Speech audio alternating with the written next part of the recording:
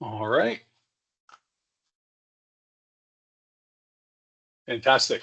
Well, I do want to thank everyone for joining us today for our latest edition of Office Hours. If you haven't seen my face before, my name is Ken Clements. I am a new member here at Litmus. So if I'm pronouncing AVEVA 4 different ways, please be kind. I am going to introduce the rest of the Litmus folks here in a second. I am going to ask, though, if you're an attendee for today's call, if you could just put yourself on mute. It's not that we don't want to hear from you, but we just want to make sure there's not a lot of background noise. And that's part of my job today. I'm going to be your MC, trying to help guide the conversation, keep things moving, keep the background noise down. If you do run into any technical issues with this Teams call, please feel free to message me here in the chat or shoot me an email. My address is ken.clements@litmus.io.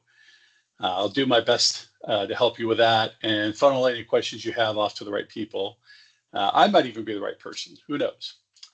I am joined here today by a few of our sales engineering superstars.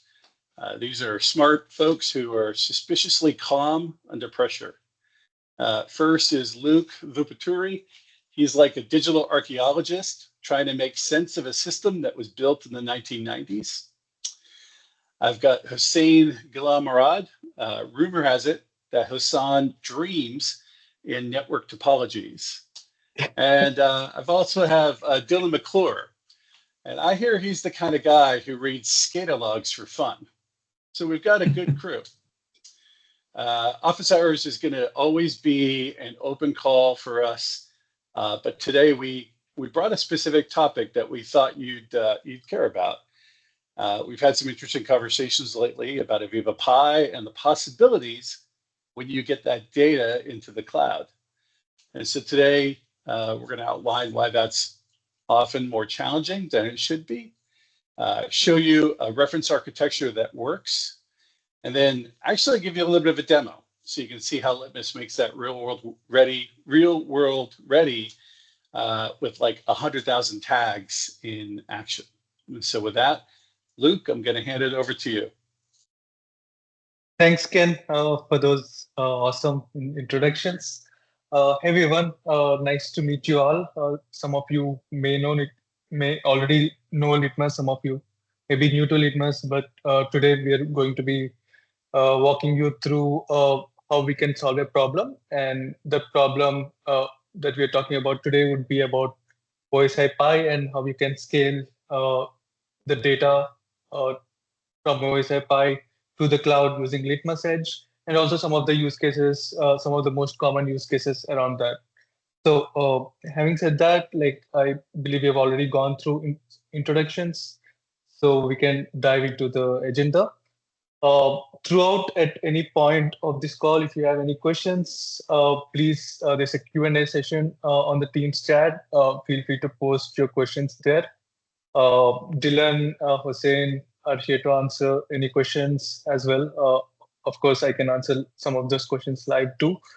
So please keep it interactive. This session is for you guys to ask questions. So feel free to make it a discussion. So to get started for the agenda today, as Ken mentioned, we'll focus on scaling AVEVA Pi data to the cloud. So we'll look at how Pi points that are sitting on a Pi historian can be streamed in real time through Litmus Edge. And we'll also walk through a reference architecture on how you can set up this infrastructure on your plant floor.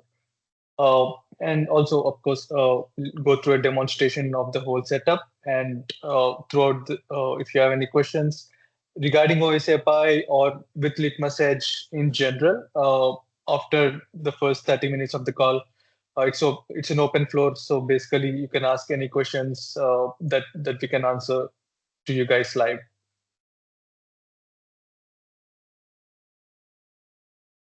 All right. So we'll start off with some use cases with OSI Pi. So we have built this solution keeping these use cases in mind. So the first use case is streaming of data. So essentially streaming live data that is coming into OSI Pi to Litmus Edge.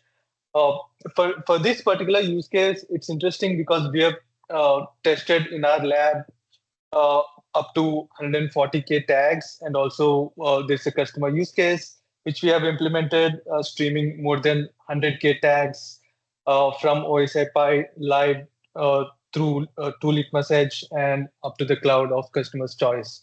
So that's kind of the end-to-end data flow here. So we have benchmarked so far at 140K tags, but those tags, that throughput can be easily handled based on the amount of system resources that you allocate to Litmus Edge, to your Pi server, as well as the Pi agent, which we will shortly talk about as well.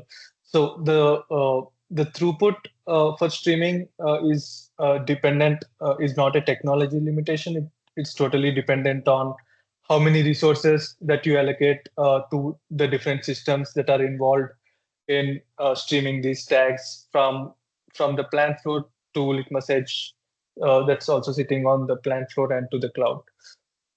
So that's the first use case we'll be talking about today, and also demonstrating that one. The second use case is enabling analytics in the cloud. As most of you already may already know, the core use of Litmus Edge that most of our customers use is not just to connect to southbound systems, but to make sense of the data, contextualize the data, and build data models, normalize the data, and have that unified data structure that you can standardize across your multiple plants based on your governance requirements for each of your plants. So that enables you by contextualizing the data and building data models at the edge. That really enables you to scale even for your data scientists. When the data lands in your cloud, you have clean contextualized data that's ready to go. That enables analytics that you can do with that data in the cloud. The third use case is lift and shift of data, which is essentially taking, if you want to take the last 5-10 years worth of OSI Pi data that you have in your historian and move it to the cloud, or if you want to move it to Litmus Edge and then send it to any other cloud storages or any external databases. So you can do that. That's the lift and shift use case where you're taking the historical data from the Pi and moving it using Litmus Edge. And the last one is a little bit different from the first three, in the sense that the first three are focused on southbound uh, connectivity. The northbound integrations Litmus also offers, so we can stream data to OSI Pi. We can send data to Historian, and also AVEVA Data Hub. So these are the four different use cases that you can basically do with Litmus Edge. Uh, with Litmus Edge and these different systems, different use cases. So I'll just pause here for a bit if you have any questions. If not, we can move on to the reference architecture. What protocol are you using for transmitting to OSI Pi via Litmus Edge? Your fourth northbound integration from Litmus Edge to OSI Pi, you're feeding into the historian of OSI. So what is that communication protocol you have between Edge and OSI Pi? Between, you're talking about Litmus sending data to OSI Pi? Yeah. For that, I believe we are using Pi SDK as part of our connector to be able to transmit that data. So this is a connector developed by you people, by Litmus. Yes, yes. Right now we are using Pi Web API for some of these data transmissions, and Pi SDK. The goal is to implement Pi SDK for use case for lift and shift as well. So that will be part of our roadmap. to have to include Pi as SDK.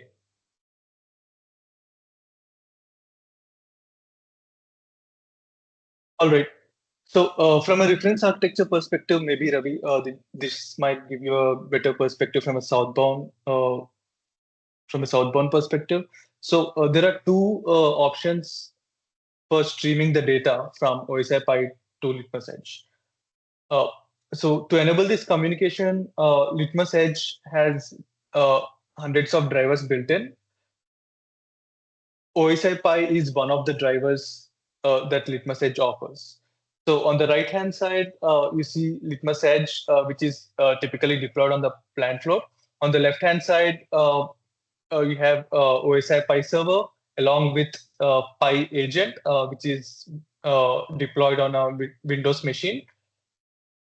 Pi agent essentially helps as an extension to Litmus Edge driver. So you install a Pi agent which communicates to the server and takes that data and streams that data to Litmus Edge. So the data flow, that's how the data flow works. So the first infrastructure option is to deploy the device hub agent within the same Windows machine as the OSI Pi server. So in this case, the agent is deployed within the same machine as the Pi server. The second infrastructure option is you're deploying the agent on a node machine. So, from a customer environment standpoint, they wouldn't necessarily want a third-party application to be deployed on the same Windows machine as their production OSI Pi server. So in these cases, we have an option where you can spin up a new Windows machine, and in that Windows machine, you can install the Litmus Pi agent, which helps communicate to the Pi server and through Litmus Edge. The authentication of the agent itself is done either through directly using Pi server or using a service account or using a Windows service account to be able to communicate with the right permissions that are allocated. So these are the.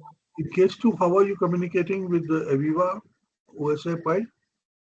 Pi agent is in a different system. How do you communicate with AVEVA in that case? In this case,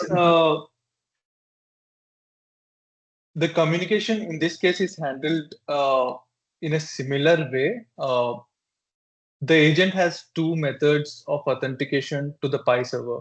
Either you can directly authenticate to the Pi server, or you can use Windows credentials to authenticate. So in this case, without getting into too many technical details, there's a DLL file which helps that authentication between the Pi server and the Pi agent. Hey, Luke, if I could just jump in real quick. Robbie, Yes. Great questions.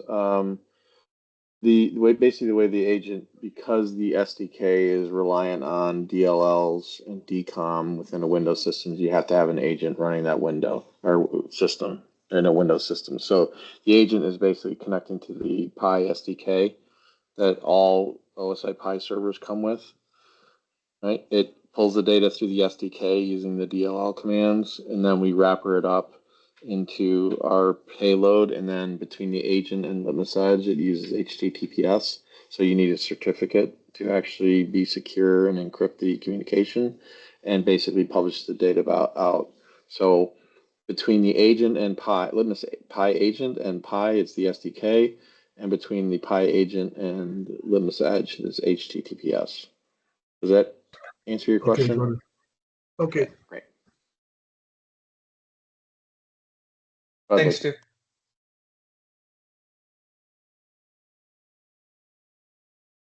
All right.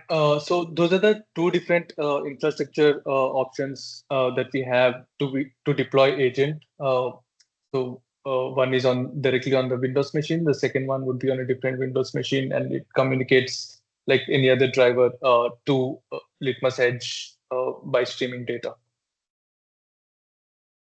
And what is the kind of hardware you will need for the Pi agent to work? How for how many tags and how many data points can it handle the Pi agent server which is there? What kind of an edge or system would you need? The prerequisites, I'll share prerequisites with you along with documentation. So basically, you will need a Windows server with certain with .NET framework deployed on it, and uh, minimum 8 gigs of RAM. And there are some system specifications for the agent to be able to run. Yeah, Yes, I Dave? think for that last project we worked on, I think we ran and I think they spun up an 8-core, 8 gig VM, except we are only using, Dylan, I don't know if you can help me with that, but it was what, 10%, 20%? It was very minimal to do over 100,000 tags. Yeah, that's accurate. So just to give you an idea, Ravi, is like, Got it. depending on, yeah. And what is the cyclicity at which you are transmitting the data? You can either do 100,000 tags, which you said, what is the cyclicity of the data transmission? How many values per second or whatever? So in this case, we have you can configure the agent to be polling based or event based. In this case, we have configured it to be event based, which means all the data, any changes in the data, all of the data will be received. From a polling rate perspective, we've seen as high as 1 second. You can also configure the data to be sent only on change of value, so you're not. Yeah. So that helps you deduplicate the data as well. And just from our observations, when doing event-based, we've seen well over 25,000 concurrent messages sent per second. So these are just some benchmark numbers we're observing.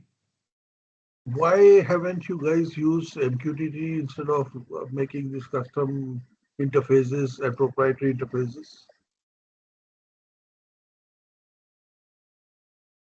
In what regard? Between AVEVA and your system, Litmus, via MQTT?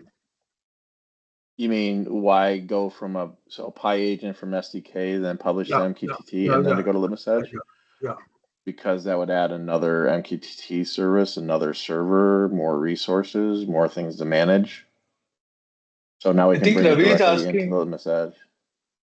Between server and agent, is that your question? Using MQTT between server and instead of agent. In any way, you are going to take many other data from MQTT servers to your Litmus Edge, and then you may be sending it not only AVEVA, but there may be many other systems or many other applications running in the plant floor, from which you may have to extract data and send it. So why just have everywhere proprietary connectivity? Well, what would you get? Are you talking because we're treating? So basically, we're treating AVEVA Pi just like we would treat a PLC. If your data sources, you can use Pi as your data source. We're going to grab the data in quote unquote real time from historians. The reasons for doing that are a lot of customers will have DCSs connected to their OSI Pi. They will bring the data, in. They don't want us going to the DCSs because the DCSs are usually very old and can't handle a lot of throughput with their data. So they don't want to add another connection to it. So we have several customers that say, just use OSI Pi as our data source, like a PLC. So we're bringing it right into Device Hub, just like you would with a Rockwell PLC or Siemens or any of the other hundreds of drivers we have. So it looks the same. We're just using a different service that way. You don't need. That's fine. That's perfectly fine. What I'm saying is, from Pi agent, why don't you have it as MQTT to output of Pi agent as an MQTT topic? Publishing MQTT pops up. Why wouldn't I do that through Litmus Edge? I would get the data and then I could format it into a proper payload and then publish it to MQTT. Right? If I'm going with if I'm using Pi and publishing to MQTT, I'm going to get a very generic tag name value timestamp. There's no context with the data. That's one of the reasons. That's one of the problems with Pi. It's one of the reasons that we exist. Like people want us to pull data, is they can't add the context to the data. Now you could then come back and say, well, that's what as a framework is for. Yes, that's true, but that's another thing you have to buy from Pi and configure and set up. And you're not disconnecting it from your ISA 95 hierarchy either. So there's a cost associated with that. So I would basically you're I covering could publish the data. contextualization in this topic, isn't it?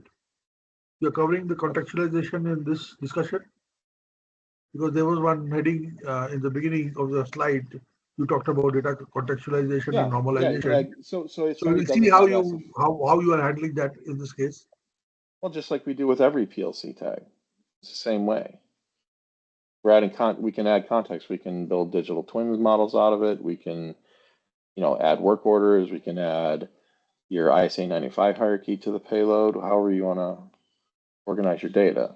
So you can add context to it, because you're talking about if you publish it to MQTT, now something else is going to have to bring that data in to add context to it. So we're basically treating it like a Pi server. So if you want to expose it to MQTT, that's fine for other systems to use. I would bring it in through Litmus Edge, just like a PLC, and then publish the data out. Your comment would be like, why don't PLCs all have MQTT brokers or clients in them? The same concept. So Right? Why basically, isn't you're doing PLC the published? contextualization at the edge level. Correct. Yes. Will you be showcasing any sample case or something what you have done? I mean, that's something we do with all sorts of PLCs. It's not really the focus of the Pi agent right now, but we can. I don't know. I'm not sure, Robbie, how familiar you are with Pi or the Litmus Edge and what you've worked with. So,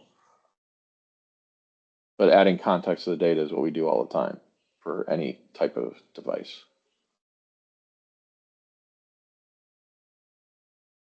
Maybe like Ravi, once we finish this discussion on OSI Pi, maybe we can take a couple of minutes to show you how we can add context on Litmus Edge. Sure. Please go ahead. Right. Thanks, Dave. Appreciate it. All right. I think now that we have seen the two reference architectures, we can dive into a quick short demo on how the system works. We'll be focusing on infrastructure option 1, as this is my current setup. So let me share my screen. Give me 1 minute.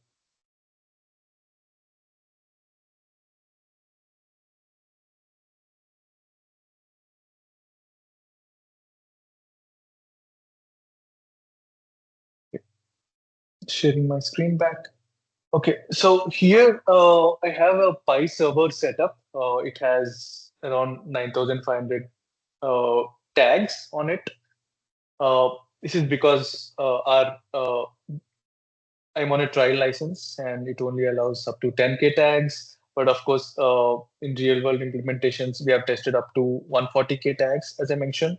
And there's even a customer use case which is streaming 100K plus tags. So in this case, I have 9,500 tags set up here on this Pi server. And I have I have the agent here. Let me open the agent. So it's a Windows application, as I mentioned earlier. So you run it as an administrator process.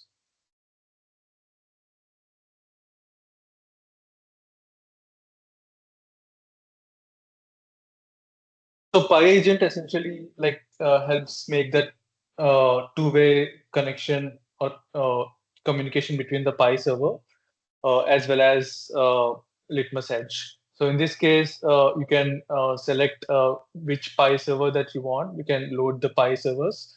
As I mentioned, like you can authenticate directly using Pi server credentials, but you can also authenticate using Windows credentials. And once you have authenticated, you can test the connection to your Pi server and you can validate that connection. Operation mode can be set to polling based on your tag intervals. So if you just want to poll on a certain time-based interval, you can set that up on Litmus Edge. Or if you want so more event-based to give you that real-time updates to any data changes, you can do that as well.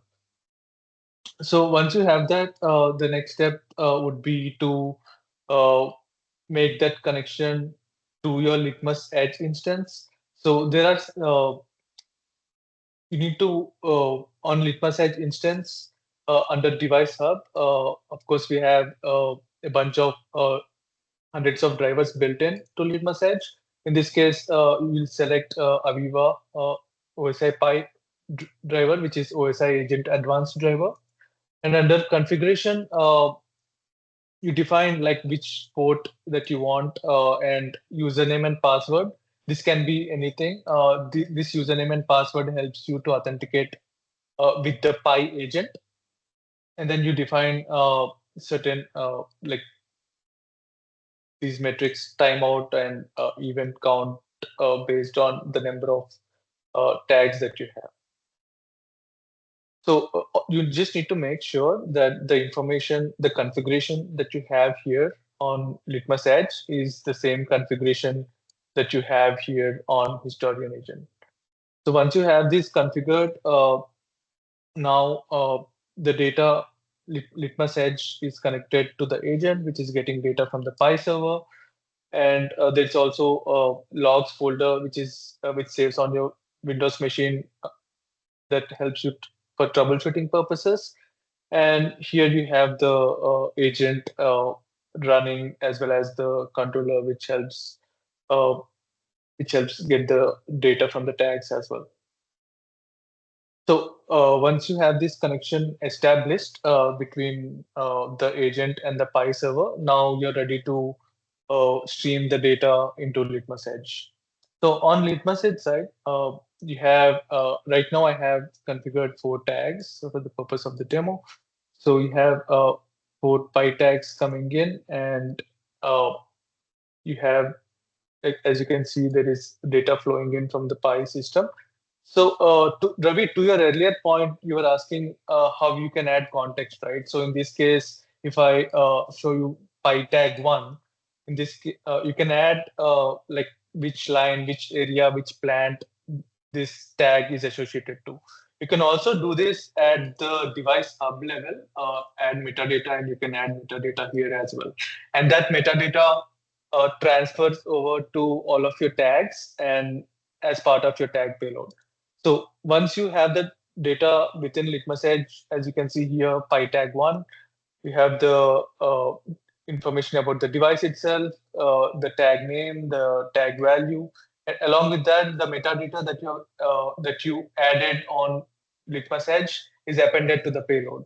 So wherever this data is transferring right now, whether you're sending to the cloud or you're sending to any external system, you have this context associated to it, so you always know where the data is coming from and what that tag actually means. From Historian, you are just getting the raw values. That's all, is it? It is getting the raw values from the tags, but once you get those raw values to Litmus Edge, you can do a lot of things, right? Like you can, Oh, that's okay. you That's can okay. add, That's okay. yeah. So now that we have added the tags, you can But the use way the it is browser. defined, the way the tag names are defined in Pi, the same name will not come here. The same name will come here. So as you can see here in my Pi, I have, these are the tag names in Pi, right? Pi tag 1, Pi tag 100.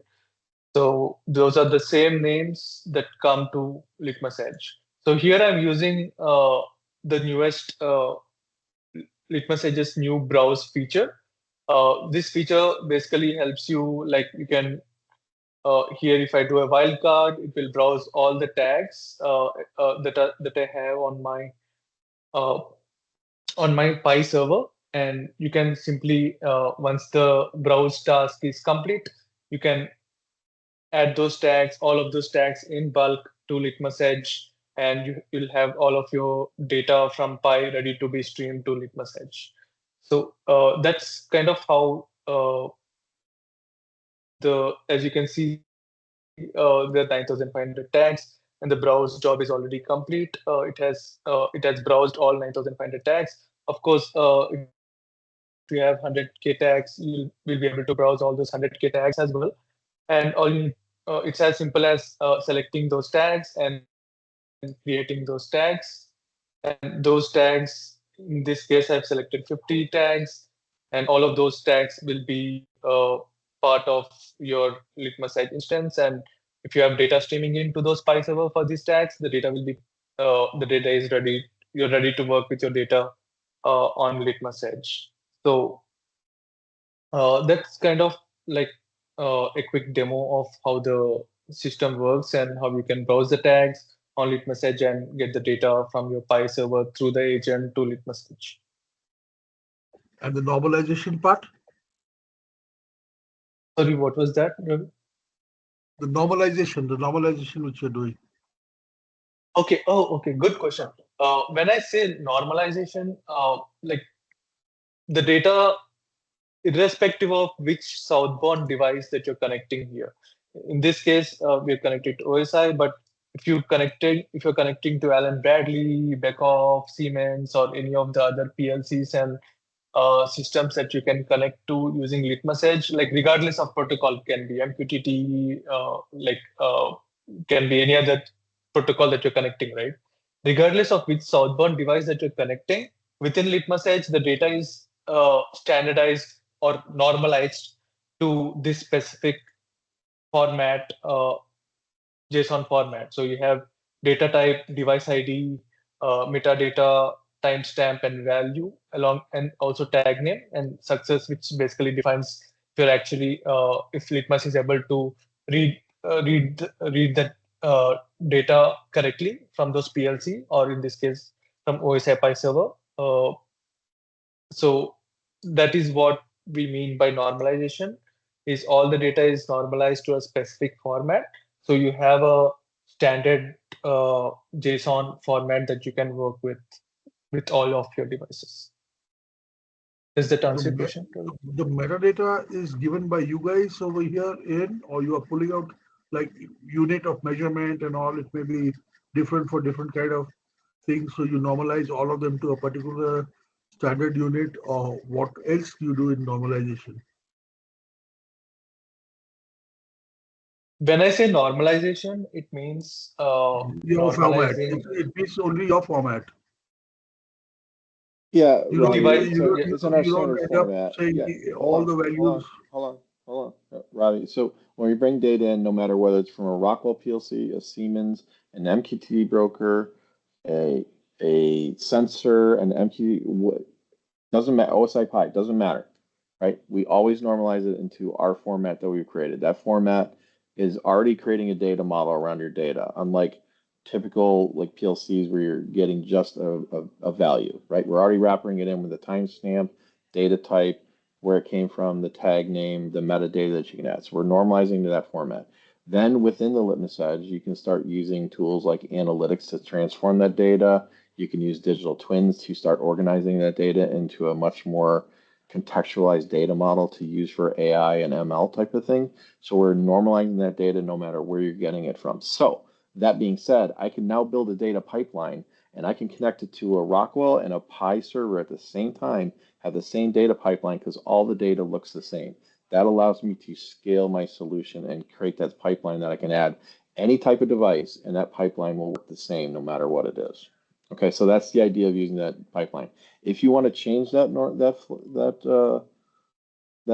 payload, that data model, we do that all the time. That's something that we do, and part of the product features. So we have different ways of doing that. So it sounds like you might need. We can maybe do an introduction, because it sounds like you haven't really been exposed to Litmus Edge a lot. So we're happy to get that arranged, and we have some online training and trials you can get to help you understand that part of it as well. But that's the idea, is that we created our own data model, but you can convert that to anything that you want. Okay. I'll just give you an example. Yeah, Maybe yeah. from system one, you're getting a temperature, and a different system, you're getting a temperature again. One is in Fahrenheit, one is in centigrade, and they particularly have to be combined together to form a particular object for your AI. So there are two different. I would transform I would use Celsius because that's more common in the planet. Yeah, so where do you do that So conversion? That is very multiple places, wherever it makes sense to do it. You could do that in digital twins. You could do that at the tag level. because in the tag level, you can put a formula in there that converts that value from Fahrenheit to Celsius. So, Luke, could you go back to tags real quick? Yeah.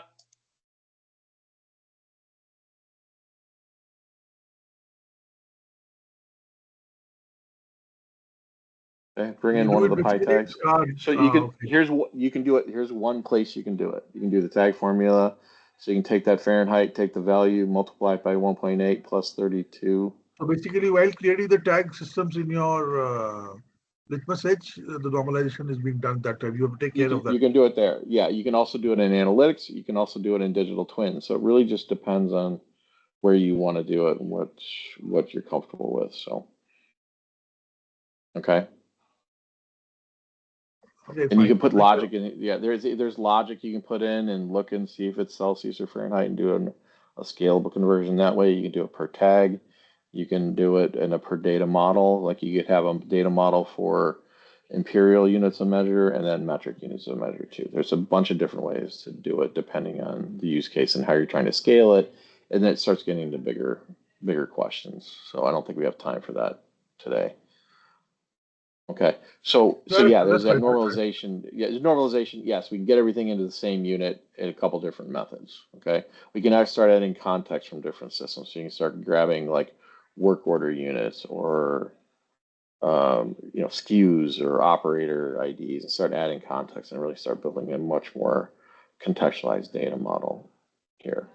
Right. The focus of the discussion is really just trying to extract data out of Pi, not talking about all the stuff that happens after it. So, but I would encourage you to take, get a trial and take the online cool. university. So, yeah.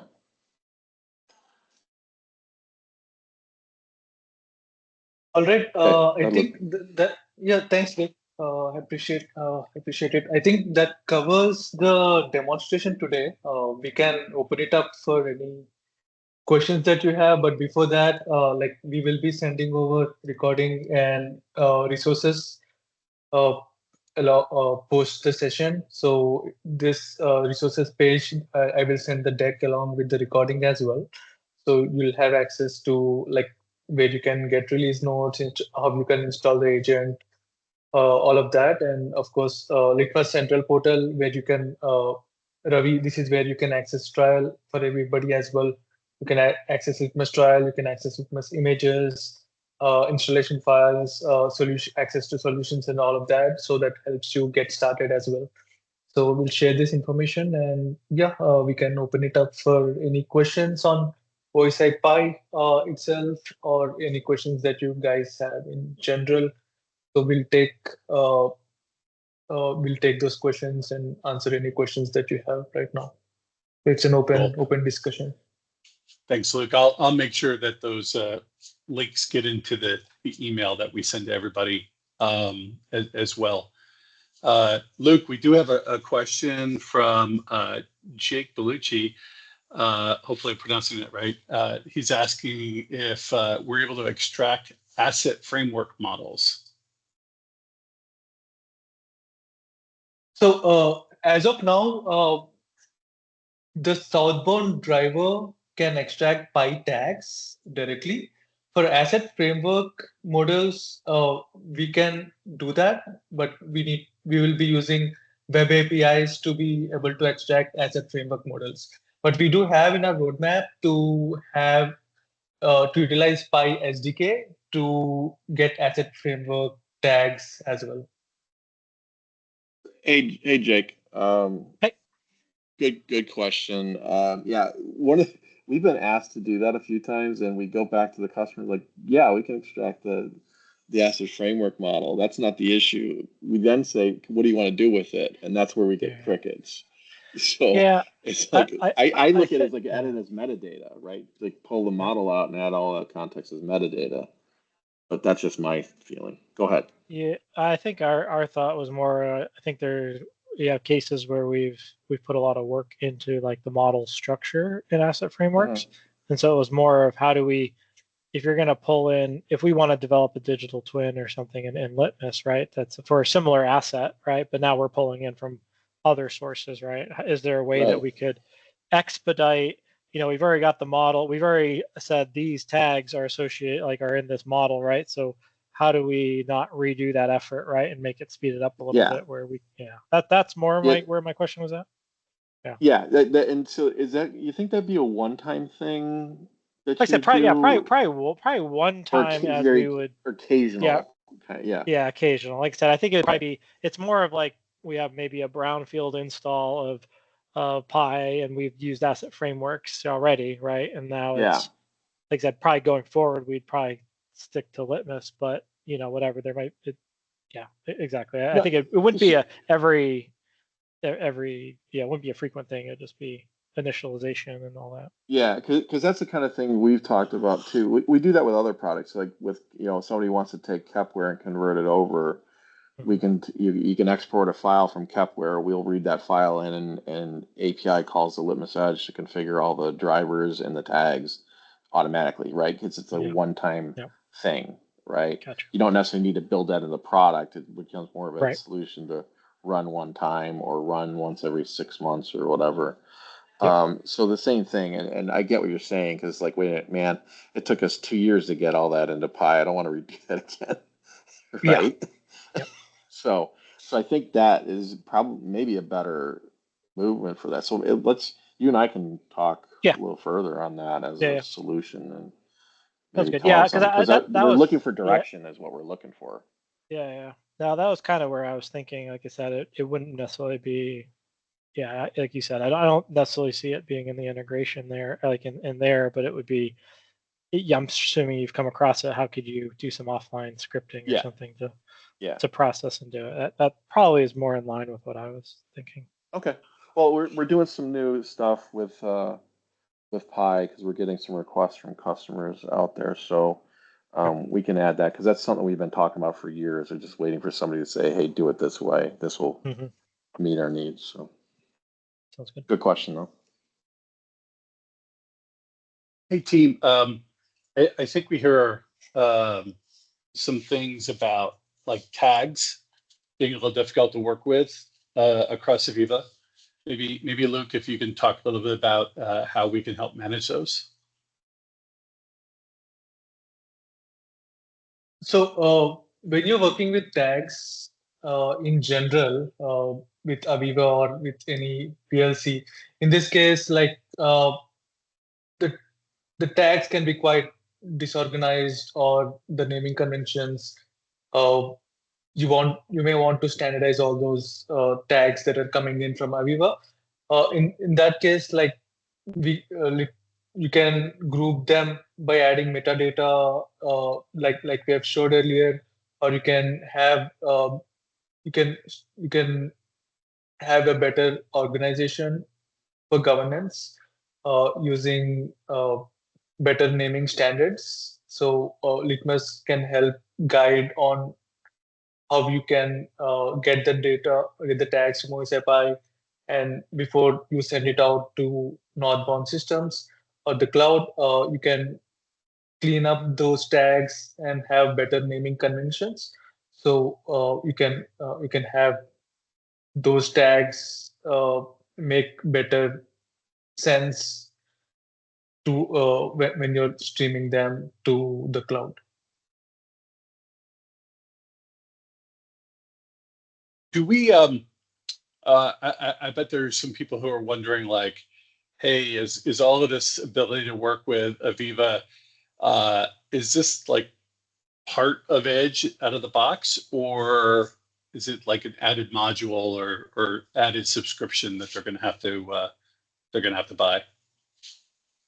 Good question. So for this, for Litmus Edge itself, like if you're a customer with Litmus and you have Litmus Edge, access to the Pi agent is free of cost. Most of our solutions are available on our solutions portal, on central portal, on solutions page, and OSI Pi Device Hub agent is part of the solution. So it's free of cost to answer your question in short, and it's available through solutions page where you can go and download the agent.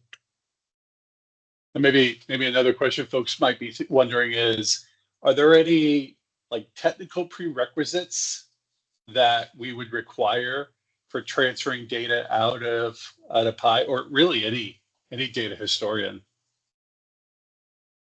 Great question. I think this is one of the most important thing from a technical standpoint.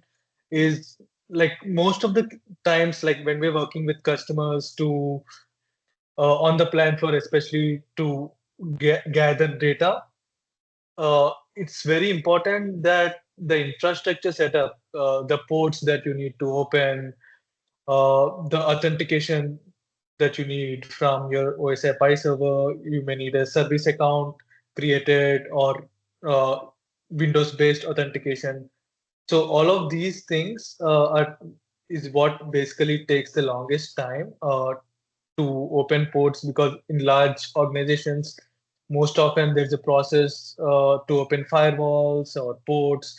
So I think from a technical standpoint, that's the major challenge. So we always make sure like a documentation is up to date. So when we start working with a customer, the infrastructure requirements are all communicated ahead of time. So in this case, like customer was able to open like ports within a matter of a couple of weeks, and the whole infrastructure end-to-end pipeline was set up, and we were able to start streaming the Pi points from the Pi server. So yeah, yes, Ravi. Okay. All right. Cool. Ravi, you have a question? Yeah, in an enterprise, you may have many edges. Okay, now you may get tags, but how do you ensure that there is no duplication of tag names? In an enterprise, you may have multiple edges. So each edge, within the edge, you can ensure somewhere there is no duplicate name, but entire across the enterprise, how do you ensure there is no duplication of name? I can take that question. So, Okay.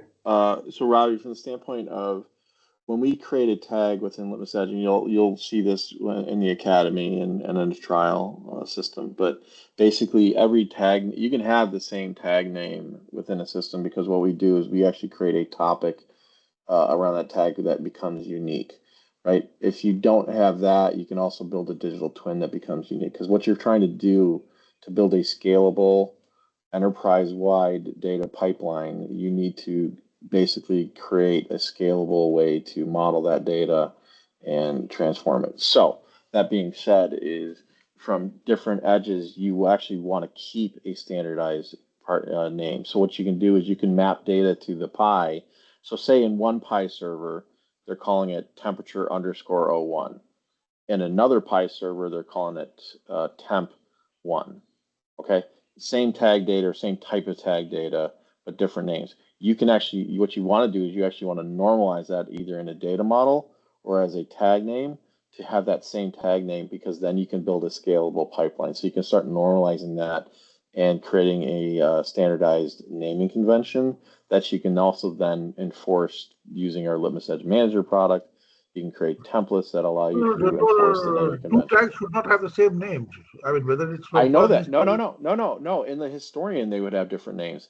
We would normalize that to have a common name into a naming convention.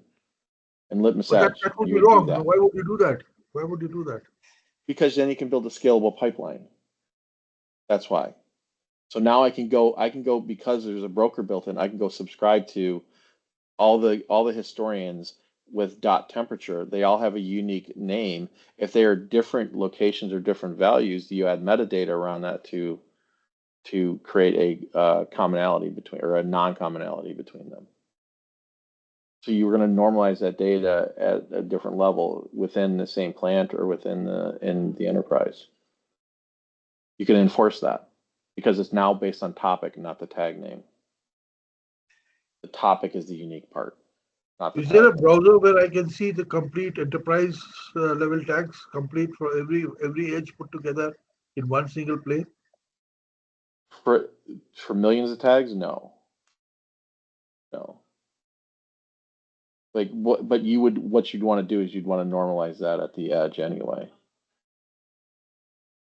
Right. Actually, there is a way to do that. It'd be on the cloud side though. So you'd use your cloud vendor when you push data, so you can then view it that way, not through Litmus Edge Manager.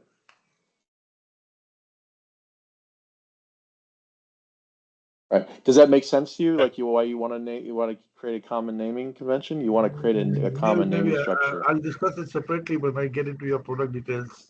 Okay. Yeah, Ravi, I'll follow up with you so we can try to make sure we get those questions answered for you. We have just a couple of minutes left here. Are there any other questions from folks in the audience here, either about this AVEVA topic or if there's other things that you were hoping to come to office hours today and get more intel on?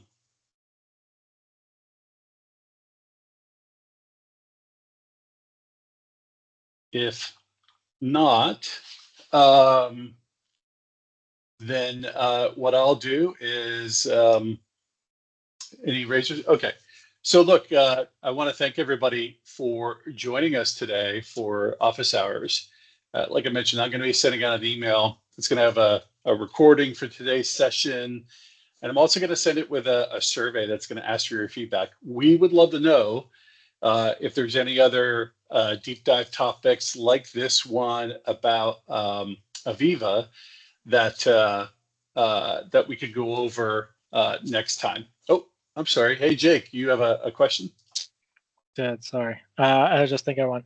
I was curious if you guys could comment on, how do people handle the history capabilities? Like when I've thought through the architecture a little bit, right? Like obviously with Litmus Edge, we can have the influx database that you can enable data store there, which can be useful because then you're storing with that context that you've added, right? But then obviously AVEVA Pi is a historian, so it's got its own. So do you have any comments on how people handle that? Like what my worry is you're kind of double historizing potentially. Yeah. Yeah. So Jake, you don't have to use TS data at the edge to do that. Right. That only Yeah. stores data for 30 days. So Right. you could. Most of the usually what people are coming to us to get data out of Pi, which is why we built this, is like I said, we've got DCS systems. We don't want to add another connection to it because it'll kill it a lot of times, right? It can't handle that data. So like we're already getting all the data we want into Pi, right, for the PLC, from their OT space. Just go to that, connect to that, and grab the data. Well, then what you can start doing is you can actually start normalizing the data into different data models. So I could create a tank model, a boiler model, whatever. I can start normalizing that data, and then I can start working with it, right? But the other use case is like I want to get data to cloud because we want to use this process data and start building physics models and ML and AI models around that process to help, right? So we start pushing that Pi data up to feed that ML and train that ML model. So we're part of that ML ops type of process. Well, part of that ML is you need to add context to the data so it knows what it is, because a typical historian, not asset framework, but the historian server, you're getting tag name value, timestamp, maybe a nickname, maybe a data type. They're different types because Pi is one server. We could also connect to like Wonderware historian and some other historians that are out there as well. So, but the idea is to feed that data and add context. We're creating that kind of pipeline to the cloud for people to then use. Well, then the next step, right? If I'm building an ML model for that process, well, what do I want to do? Well, I want to bring that data, that ML model back, and then feed that same data to the ML model. And where do I run it? How do I leverage the Litmus Edge to, how do I scale it? How do I monitor it? All that other stuff that we talk about all the time. So you can be part of that ML ops, but a lot of that first step is just getting the data out of Pi and adding context to it and getting it to cloud to do that. We can go directly to, the DCS and go right to the cloud also, right? And using a data lake. But a lot of times they are required to have a historian. They are There's regulations for them to have a local historian. They've got use cases that are already built on that, so they don't want to rip it out and replace it. So those kinds of use cases. But it's really just about getting data out, adding context, and getting to cloud is really the in general use case. So we've got the other one that we see is that lift and shift, right? I want to get 5 years worth of data out of my Pi server into cloud because I don't want to waste 5 years of data to build my model, because I can take all that data I've already collected and push that and use that to train my model too. So that's that lift and shift process. So one is more real time, the other is lift and shift historical to train a model. All right. Yep. So yeah, I would agree with you not to necessarily duplicate it. You don't have to use the TS data unless there's a reason for it. Like if you're building Grafana dashboard or something like that, you can use it for that. But it's really more for shifting it up to and using your data lakes as your longer term storage. Oh, that makes sense. All right. Okay. Jake or anyone else, any other questions?